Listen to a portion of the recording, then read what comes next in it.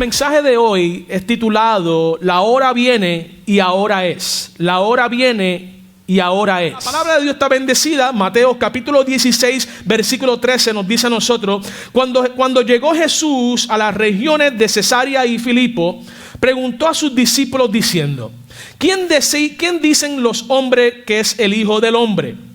Versículo 14. Ellos dijeron: uno Juan el Bautista, otros Elías y otros Jeremías y uno de los profetas. Versículo 15. Les dijo Jesús: pero vosotros, ¿quién decís que soy yo?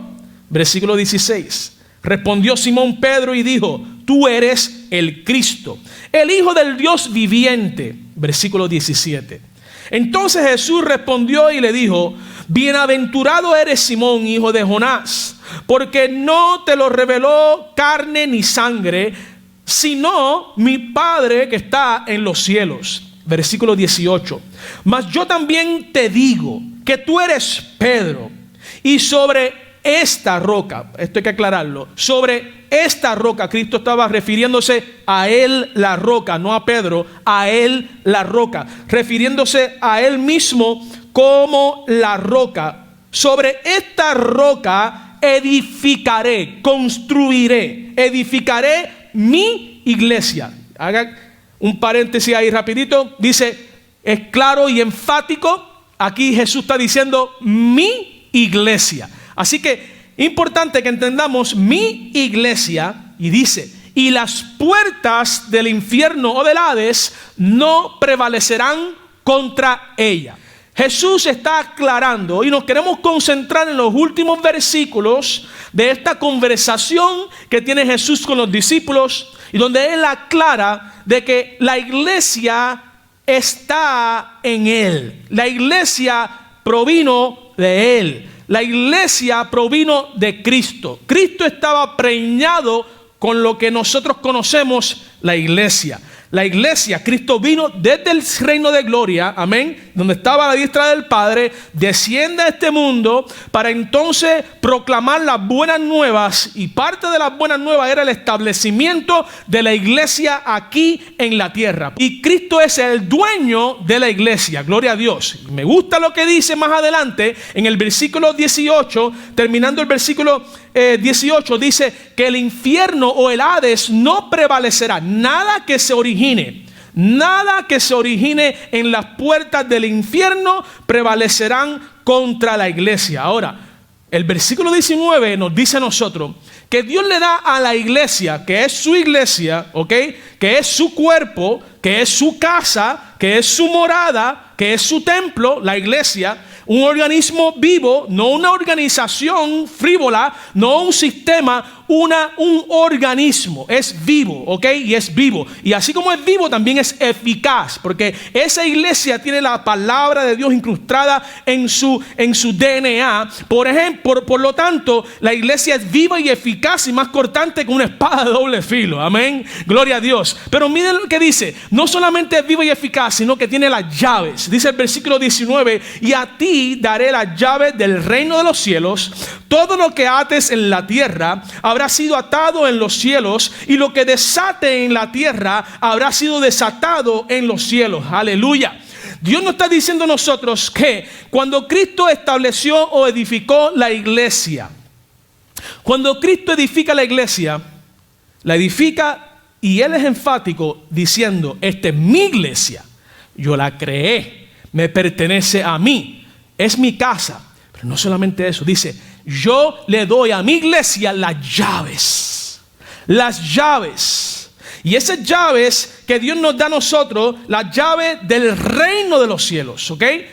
Como nosotros, la iglesia, estamos bendecidos con toda bendición, dice el apóstol Pablo, en los lugares celestiales. Así de mismo somos bendecidos con las llaves. ¿Para qué? Para llevar esperanza. Es tiempo para decirle a las personas que no han establecido una relación con Dios, que no han tenido una relación con Dios por las diferentes circunstancias y distracciones de la humanidad y del mundo secular. Este es el momento de darle esperanza a esas personas y levantarle el ánimo y decirle que Dios todavía sigue en control, que Dios no ha ha perdido una batalla, que Él es nuestro Dios, que Él es poderoso y que Él está por encima del coronavirus, amén, y que el coronavirus tiene su día de expiración, aleluya, tiene su día de expiración, tiene su fecha de expiración. Ya cuando llegue el momento, en el nombre del Señor, el Señor le pondrá un pare. Lo que el gobierno, si los gobiernos del mundo no han podido lograr, Dios lo hará un abrir y cerrar de ojos. Cuando Dios dice ya, se acabó, aleluya.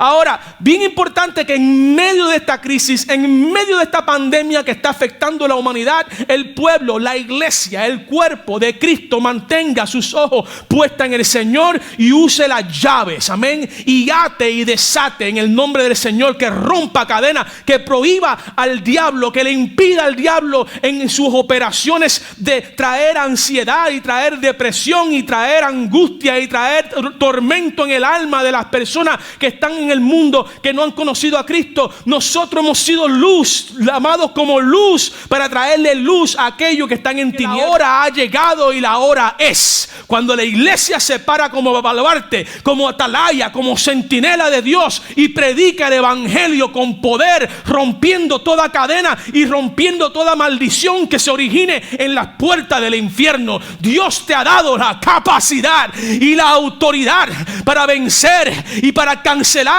y para ponerle un fin a todas las serpientes y escorpiones del diablo, a los demonios, y cancelar la maldición en el nombre de Jesús. La mayor maldición que el hombre está experimentando no es solamente el coronavirus, sino el miedo, la incertidumbre, el sentimiento de culpa.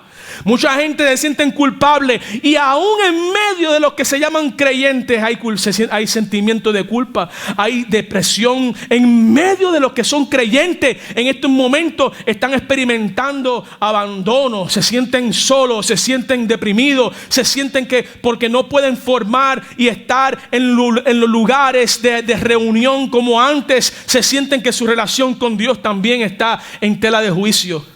Quiero decirte, iglesia, si te sientes de esa manera, que tu relación nunca debió depender de tu lugar de reunión. Tu relación con Dios siempre debió depender de tu relación vertical con Dios, no con tu relación horizontal, sino con tu relación vertical. Si en estos momentos tu relación te sientes culpable, te sientes solo y deprimido y ansioso, es porque tu relación con Dios no fue una vertical, nunca fue una relación con Dios, fue una relación con lo horizontal, fue una relación con el culto de los sábados, el culto del domingo, el culto del miércoles, el culto del jueves. Fue una relación con los miembros de esa asamblea, pero nunca fue con Cristo.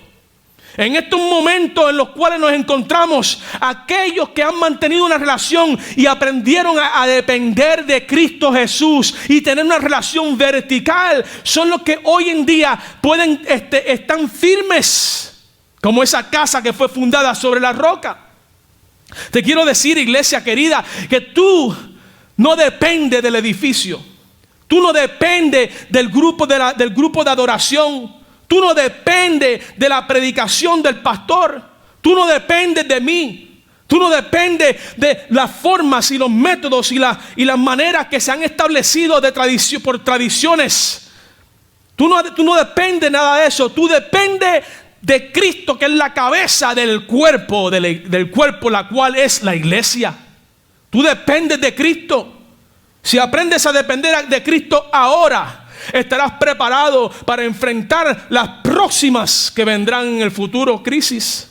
Estarás preparado para enfrentar y predicar y levantarte como atalaya, como centinela, como reparador de portillo, pararte en la brecha como un siervo de Dios y una sierva del Señor y poder llevar el mensaje de esperanza aún en medio de un mundo que la está perdiendo. Tú y yo hemos sido llamados para esta hora, porque Dios está llamando a su iglesia a un entendimiento de su función, a un entendimiento de su razón de ser. Es importante entender una cosa. Entender quiénes somos cambia nuestra manera de pensar. Al cambiar nuestra manera de pensar, cambia nuestra manera de hablar. Al cambiar nuestra manera de hablar, cambia nuestra manera de vivir. Entender que tú no eres un número más en los edificios que te acostumbrabas a reunir, sino que tú eres la iglesia, que tú eres el templo, que tu adoración a Dios no depende del lugar en donde te reunías o te reunirás, porque entendemos que esto pasará y volveremos a reunirnos.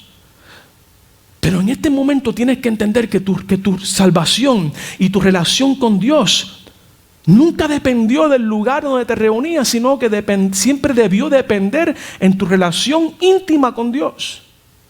Si no tuviste esa relación íntima con Dios, te sientes culpable, te sientes perdido. Y mucha gente se siente perdida y confundida porque no pueden llegar al lugar que acostumbraban, sentarse en el lugar donde acostumbraban a sentarse, escuchar al predicador que acostumbraban a escuchar, leer lo que leían, ver lo que veían, relacionarse, asociarse. La iglesia no es un círculo social. Nunca fue la intención de Cristo al establecer la iglesia. La iglesia fue formada para salir. La sinagoga, que era lo que tenían cuando Cristo llegó, era todo lo contrario. Se reunían en una asamblea y se quedaban adentro. Por eso Cristo establece la iglesia. La iglesia fue establecida para formar asamblea, para prepararnos y salir. Sin embargo, nos acostumbramos a quedarnos tanto adentro que las circunstancias que Dios ha permitido nos ha obligado ahora a tener que hacer algo diferente. Y yo sé que a muchos de nosotros no nos gusta hacer las cosas diferentes porque nos causa miedo. Pero esto fue impuesto sobre la iglesia.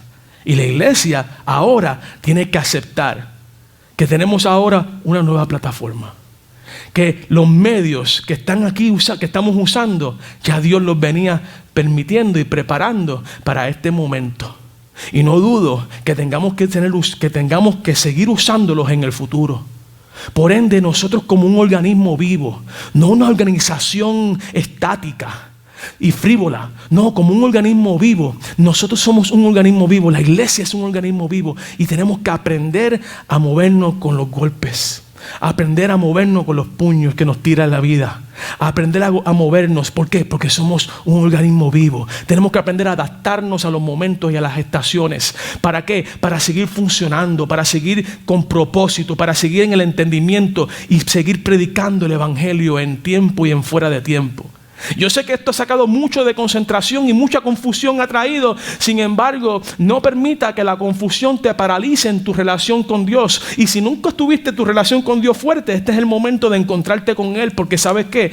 Para este momento y en este momento es que Dios está buscando acercársele a gente que han estado desconectados de Él. Y posiblemente tú estuviste muy desconectadito, muy desconectada. Y este momento Dios te está diciendo, oye, ¿estás entendiendo lo frágil que eres? ¿Estás entendiendo lo vulnerable que eres? ¿Te das cuenta que los gobiernos no tienen el control? Aquella gran nación que arrogante, que se daba en el pecho de que era la grande, la poderosa, ahora mismo es la más que tiene contagiado en el mundo, que no están preparados. Cuando miras las noticias te das cuenta cómo están lidiando con la situación, no entienden lo que está pasando con este enemigo invisible. Quiero decirte que no pongas tu confianza en el hombre ni en los gobiernos, ponla en Dios. Y este es el momento de empezar a establecer y a formar una relación íntima con tu Salvador. Dios está en control y está a la puerta y está llamando. Que dice el libro de Hebreos, capítulo 3, versículos 1 al 6, nos dice: por tanto, hermanos santos y participantes del llamamiento celestial, considerad a Jesús, el apóstol y sumo sacerdote de nuestra confesión. Versículo 2: él era fiel al que le constituyó, como también lo fue Moisés en toda la casa de Dios. Versículo 3: pero él ha sido estimado digno de una gloria superior a la de Moisés. Por cuanto aquel que ha construido una casa tiene mayor dignidad que la casa. Versículo 4: porque toda casa es construida por alguien, pero el constructor de todas las cosas es Dios. 5, Moisés fue fiel como siervo en toda la casa de Dios, para dar testimonio de lo que se había de decir después. Versículo 6: en cambio, escuchen esto, en cambio, Cristo es fiel como hijo sobre su casa. La casa de Dios eres tú. La casa de Dios nunca fue el edificio. La casa de Dios, nunca la intención de Dios fue que la casa de Dios fuese un lugar.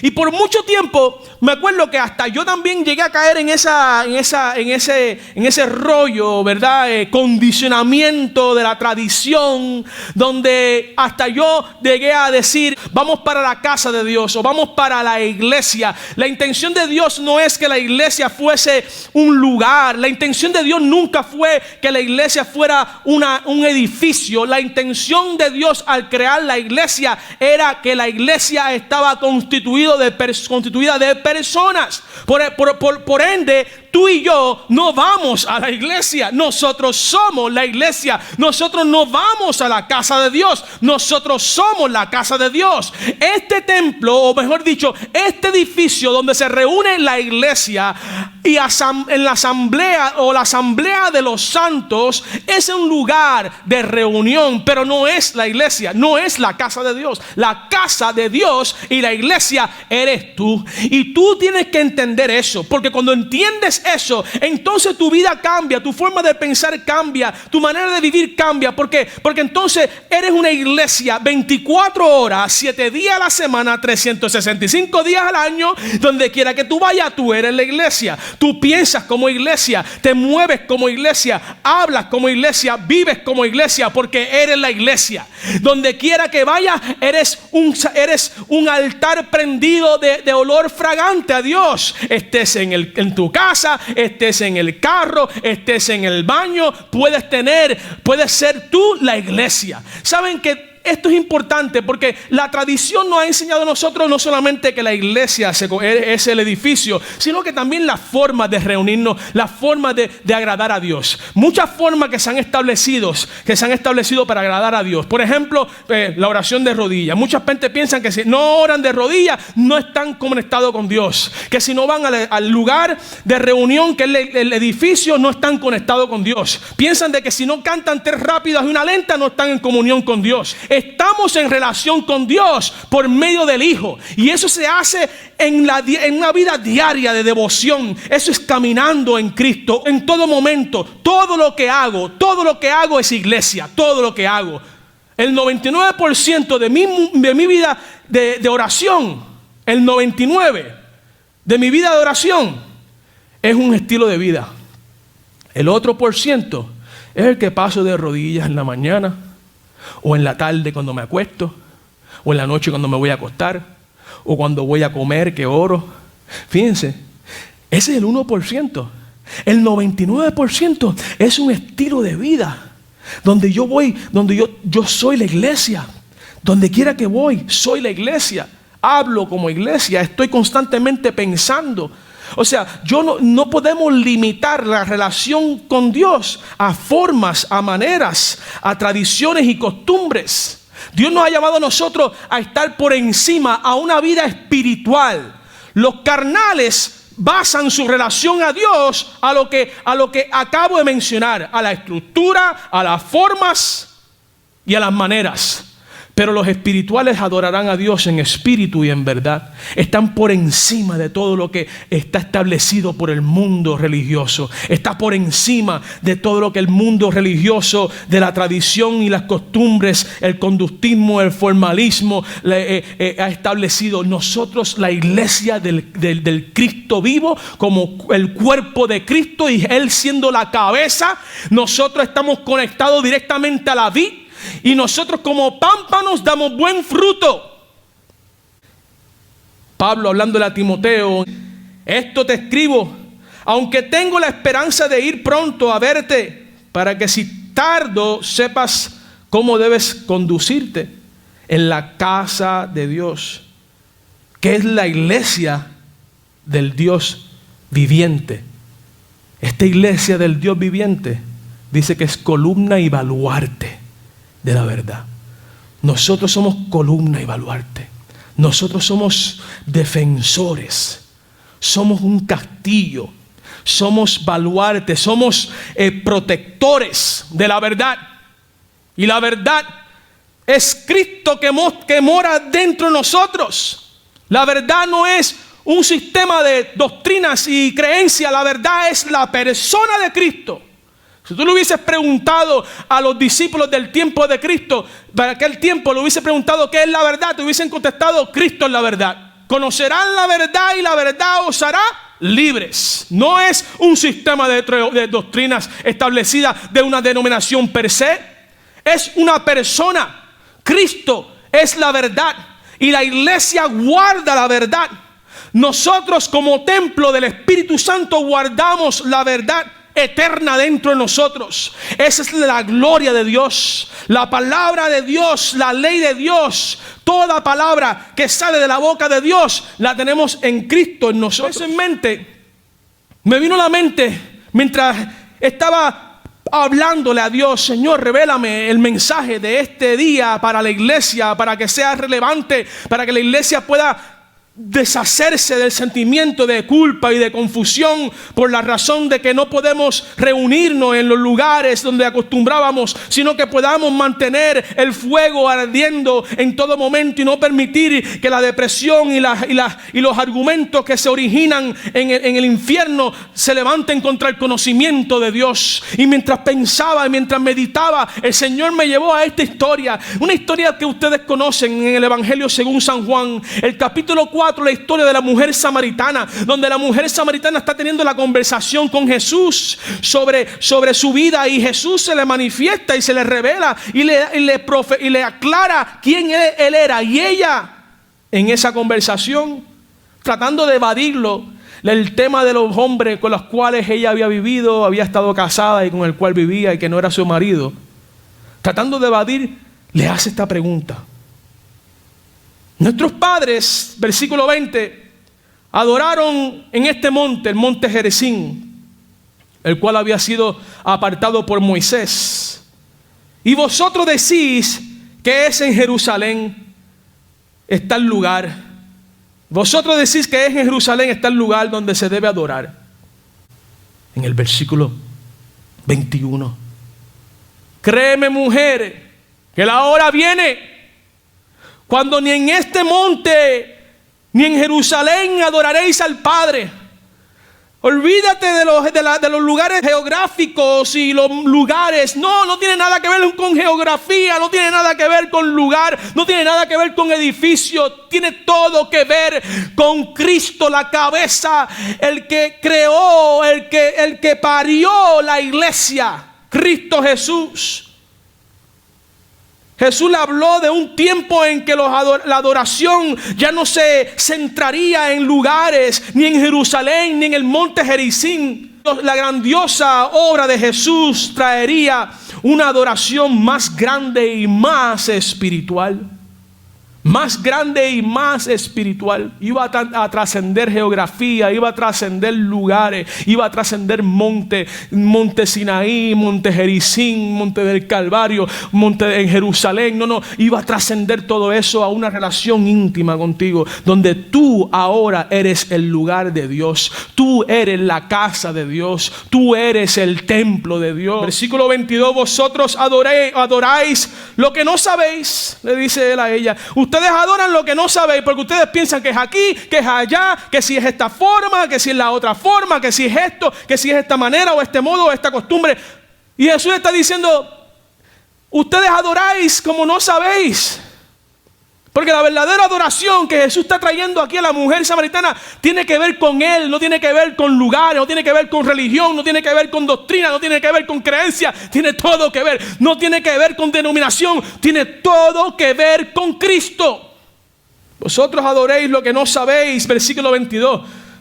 Nosotros, dice Él, hablando de sí mismo, nosotros adoramos lo que sabemos, porque la salvación procede de mí, de los judíos, porque Jesús era judío. Con estas palabras Jesús describió la base de la adoración verdadera, la cual no se encuentra en lugares ni adornos, sino en espíritu y en verdad. Versículo 24. del Evangelio según San Juan, al capítulo 4, Jesús continúa y le dice: Dios es espíritu, y es necesario que los que le adoren en espíritu y en verdad. Dios es espíritu y es necesario que los que le adoren en espíritu y en verdad. Si algo ha traído el coronavirus, que yo considero una bendición, es que le ha cambiado a los religiosos su manera de ver a Dios.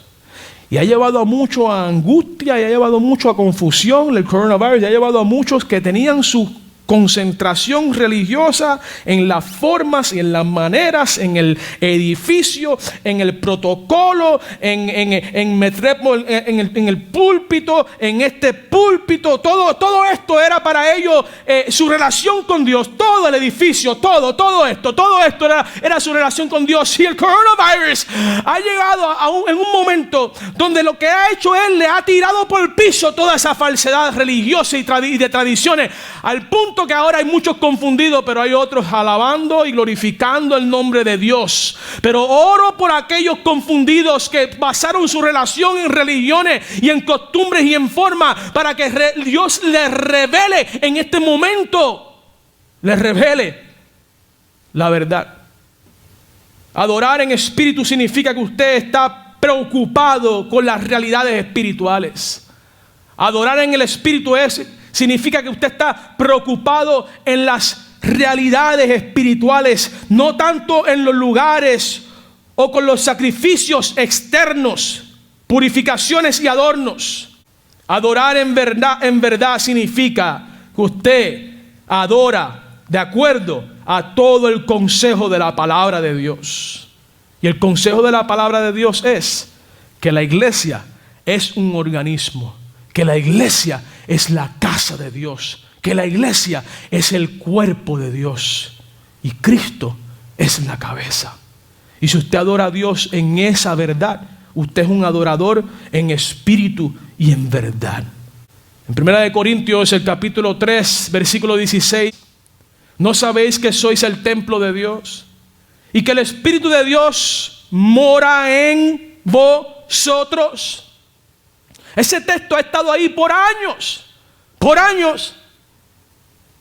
Este es el tiempo de entenderlo para poder vivir una vida en medio de lo que estamos experimentando y de lo que experimentaremos en el futuro, que podamos entender: yo soy el templo y Dios mora dentro de mí. El Dios triuno mora dentro de mí. El Padre, Hijo y Espíritu Santo moran dentro de mí. Yo soy la casa del Dios vivo. Yo soy el cuerpo de Cristo en la tierra. No son los lugares ni las formas.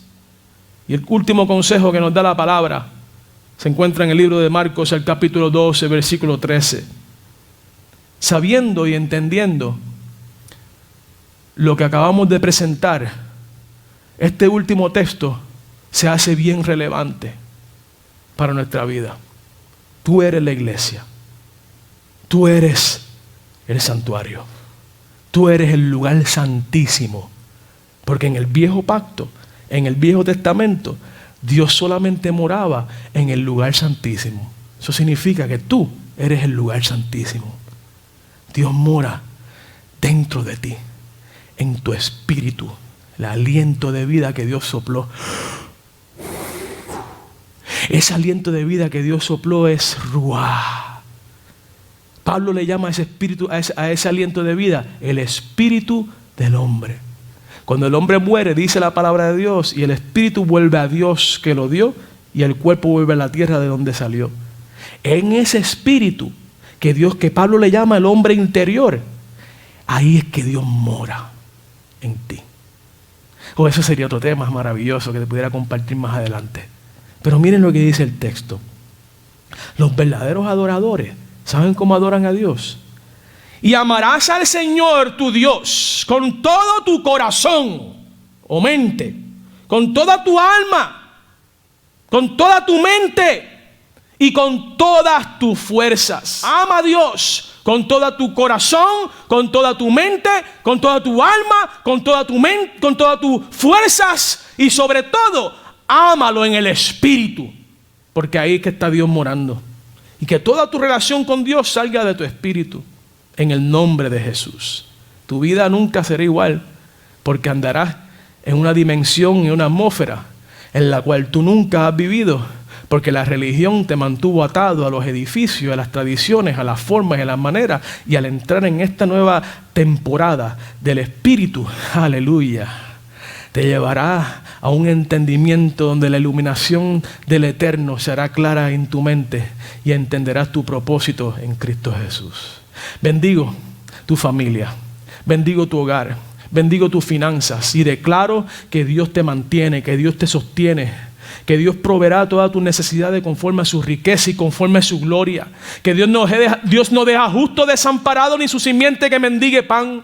De que Dios en este momento de tribulación mundial, Dios está contigo como poderoso gigante. Que Él mora en ti, que de adentro de ti Él trae paz. De adentro de ti, porque morando en ti, tú tienes la paz que sobrepasa todo entendimiento. De que Él trae paz a tu alma confundida y atormentada. De que tu mente es controlada por la mente de Cristo, de que tus emociones son controlados, de que la depresión es cancelada y la ansiedad es cancelada y la incertidumbre es cancelada y los miedos son cancelados y todo es controlado por la mente de Cristo, la paz de Dios que sobrepasa todo entendimiento. Te bendigo en el nombre de Jesús, iglesia, y aquellos que ahora están aceptando a Jesús como su Salvador personal. Te bendigo y te deseo la paz de Dios que sobrepasa todo entendimiento. Esa paz que te guarda y te cubre y guarda y protege tus pensamientos. En el nombre de Jesús lo declaramos. Amén.